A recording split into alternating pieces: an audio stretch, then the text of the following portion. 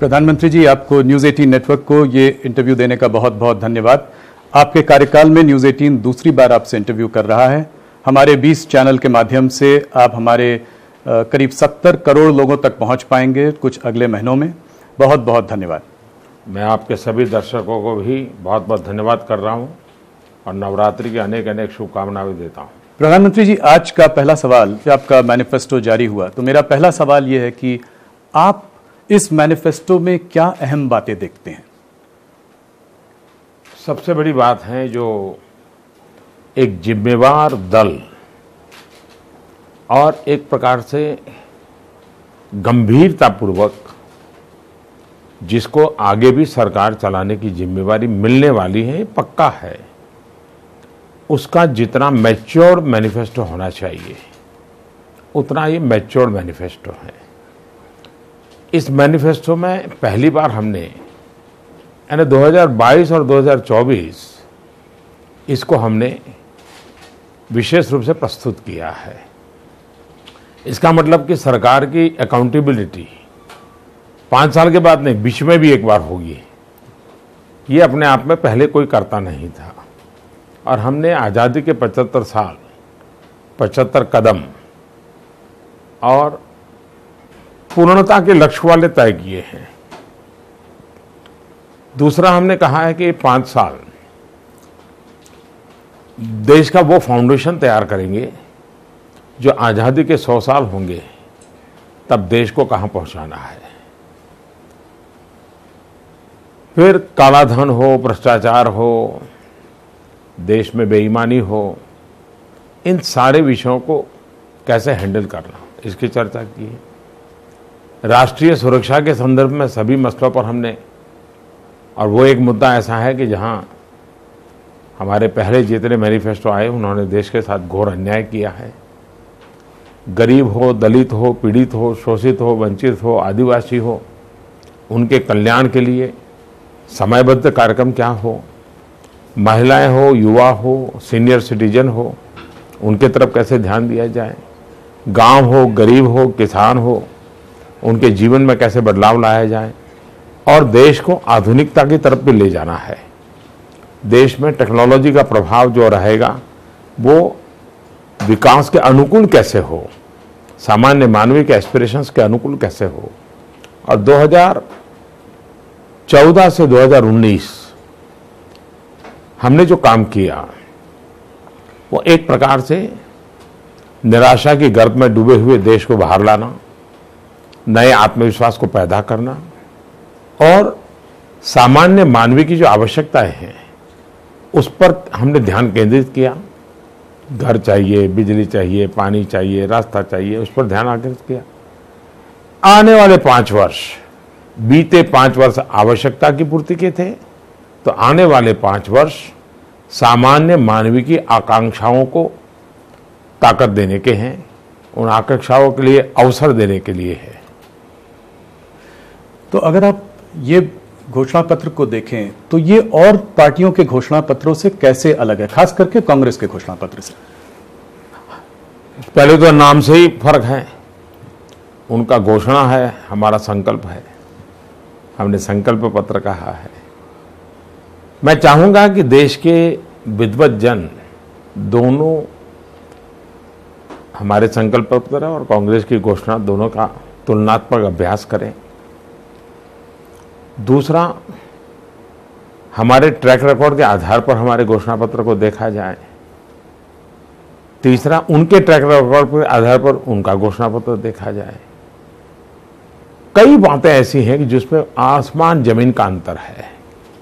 आज आतंकवाद को खत्म करने की एक महत्वपूर्ण मोड़ पर हम खड़े हैं। तब आतंकवादियों को हर प्रकार से दबाव पैदा करना, डिमोरलाइज करना, साइकोलॉजिकल वॉर भी जीतना, उसके बजाय कांग्रेस के मैनिफेस्टो में से ऐसा मैसेज निकल रहा है जैसे आतंकवादियों के प्रति नरमी बरती जाएगी, सिंपैथी रखी जाएगी। जहां तक आर्मी का सवाल है, आर्मी के संबंध में जो कुछ भी कहा गया वो वैसा ही कहा गया है जो कभी न कभी पाकिस्तान बोलता रहा है। कोई भी देशभक्त नागरिक इस भाषा को स्वीकार नहीं करेगा। उन्होंने एक बात कही आपसा को हटाने की। अब आपसा को हटाने की बात करने का मतलब है कि आप अपने सेना के जवानों के हाथ में से सारे शस्त्र ले रहे हैं। तो देश की सेना के जवान को इस प्रकार से निहत्या करना क्या शोभा देता है क्या? और भारत की सेना पीस कीपिंग फोर्स में भारत के सुरक्षा बल के जवान जाते हैं।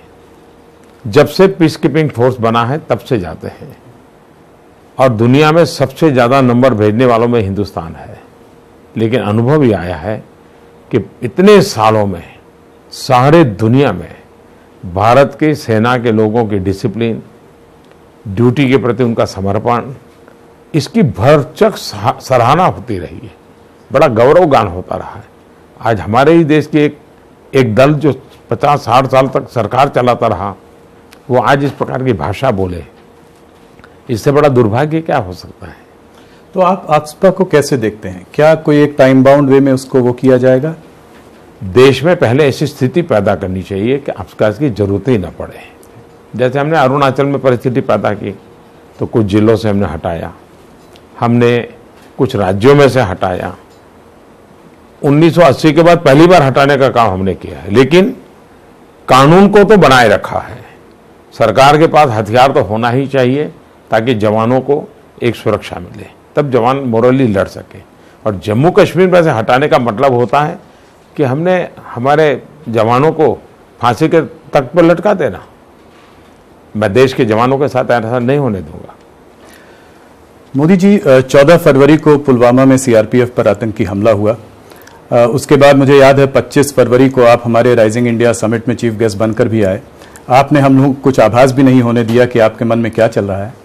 और दूसरे दिन सुबह 3:40 पर आपको खबर आई कि आपने एयर स्ट्राइक किया बालाकोट में। इन 10-11 दिनों में आपके दिमाग में क्या चल रहा था, मैं ये जानना चाहता हूं आपसे। मैंने पहले ही दिन घोषणा की थी कि आतंकवादियों ने और पाकिस्तान ने बहुत बड़ी गलती कर दी है, और मेरा बॉडी लैंग्वेज, मेरी भाषा से समझ आ सकता है कि मेरे भीतर क्या चल रहा है। लेकिन मैं हड़बड़ी में, जल्दबाजी में शॉर्टकट वाले डिसीजन कभी लेता नहीं हूं। तो सभी लोगों से मैंने चर्चा की, सेना से चर्चा की, सुरक्षा बलों से चर्चा की, अफसरों से चर्चा की। और चर्चा करने के बाद धीरे धीरे मैं सोच रहा था कि इसको कैसे आगे बढ़ाया जाए। हमारी सेना ने पुलवामा करने वाले आतंकवादियों को तो यहीं पर मार गिराया, वो अपने आप में बहुत बड़ा काम था। लेकिन मैं इतने से संतुष्ट नहीं था।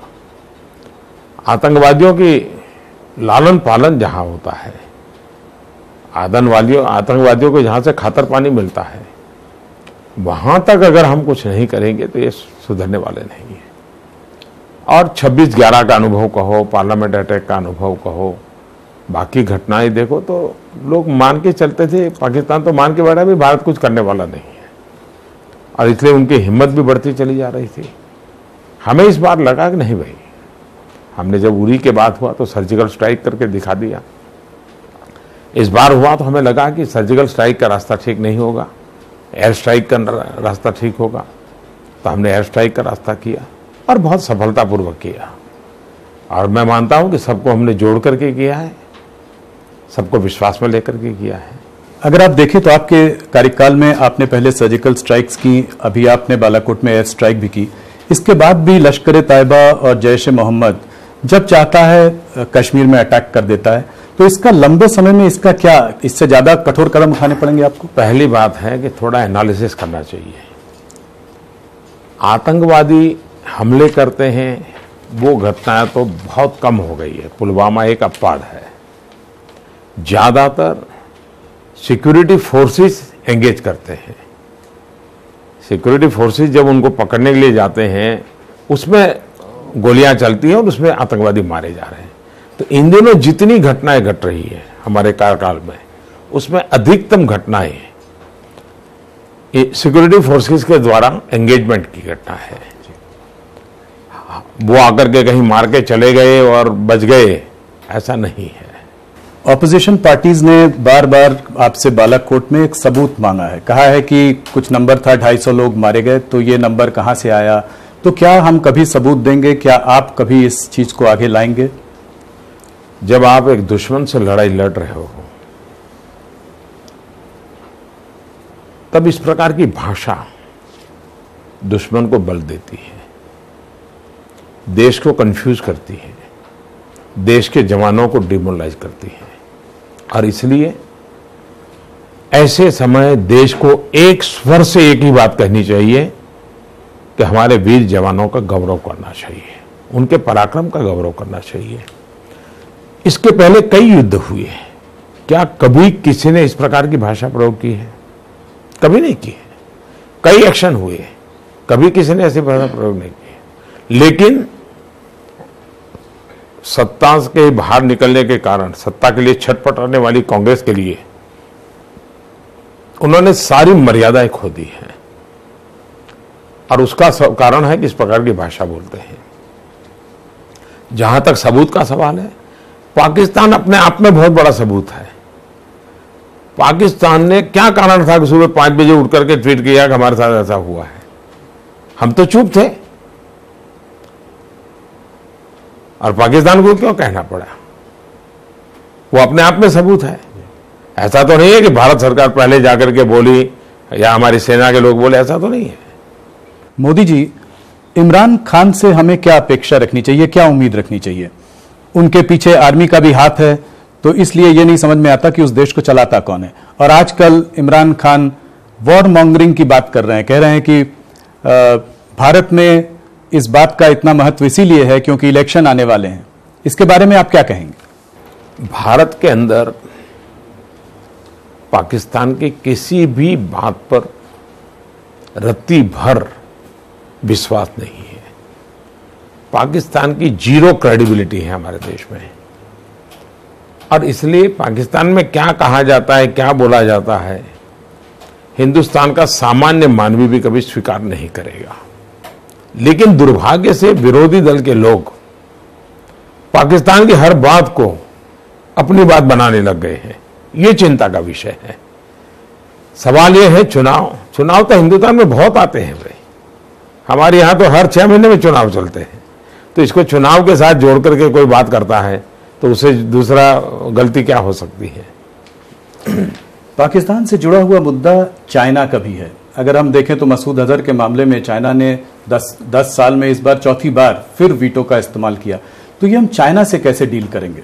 एक होता है चाइना के साथ हमारा बायलैटरल रिलेशन, द्विपक्षीय संबंध हमारे ऐसे हैं, हमारे पॉलिटिकल एंगेजमेंट है, भारत का इन्वेस्टमेंट वहां हो रहा है, वहां का इन्वेस्टमेंट भारत में हो रहा है, भारत के नेता वहां जाते हैं, उनके नेता यहां आते हैं। इस बीच बीच सीमा का विवाद है, और सीमा का विवाद अभी तक सुलझा नहीं है। भारत का एक पक्ष है, चाइना का दूसरा पक्ष है, और इसलिए हम लोगों ने मन बनाया है, भारत ने और चाइना के, कि हमारे बीच डिफरेंसेस है, उसको स्वीकार करके हम चलें। लेकिन हम कोशिश करें कि डिफरेंसेस हमारे डिस्प्यूट में कन्वर्ट ना हो, और ऐसी कोई अगर बात होती है तो हायर लेवल पर इसको एक दूसरे के पास पहुंचाना चाहिए, और यह प्रक्रिया हमारी लगातार चलती रहती है। जहां तक अंतर्राष्ट्रीय संबंधों में उनको क्या स्टैंड लेना, क्या स्टैंड नहीं लेना, वे हर देश अपने अपने तरीके से तय करता है। जैसे हम हैं, कई बात ऐसी होती है जिसमें हम पैलेस्टाइन के साथ होते हैं, तो कुछ बातें ऐसी होती हैं इजराइल के साथ होते हैं, कुछ बातें ऐसी होती हैं जहां हम ईरान के साथ होते हैं, कुछ बातें ऐसी होती है हम अरबिक कंट्रीज के साथ होते हैं। तो इसलिए हर देश अपने हित में कुछ न कुछ रणनीति के तहत सोचता है, और मुझे विश्वास है कि देश समझेगा कि एक जमाना था कि अंतर्राष्ट्रीय मंचों पर अकेला रशिया हमारे साथ हुआ करता था, और सारी दुनिया पाकिस्तान के साथ होती थी। आज स्थिति पूरी तरह बदल गई है, अकेला चाइना पाकिस्तान के साथ होता है, और पूरी दुनिया भारत के साथ होती है। इस बदलाव को हमने समझना चाहिए, और यही भारत की सफलता है।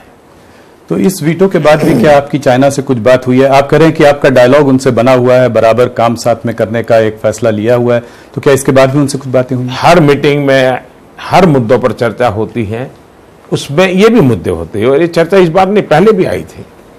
देश में एक भाव बन रहा है कि चाइना के संग हमारा बहुत बड़ा ट्रेड है, तो उसके गुड्स को हमें बॉयकॉट करना चाहिए, चाइनीज इन्वेस्टमेंट्स देश में वेलकम नहीं करने चाहिए। क्या आप इस बात से सहमत हैं?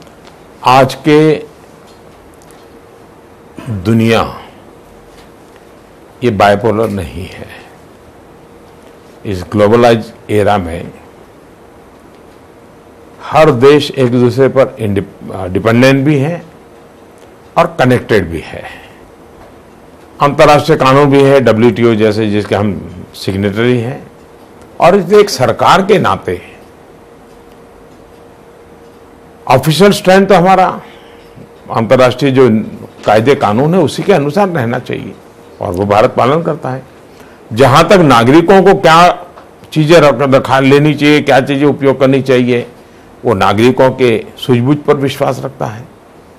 नागरिकों को हमने मार्गदर्शन करते रहना चाहिए, आप जैसे मीडिया के लोगों ने मार्गदर्शन करते रहना चाहिए।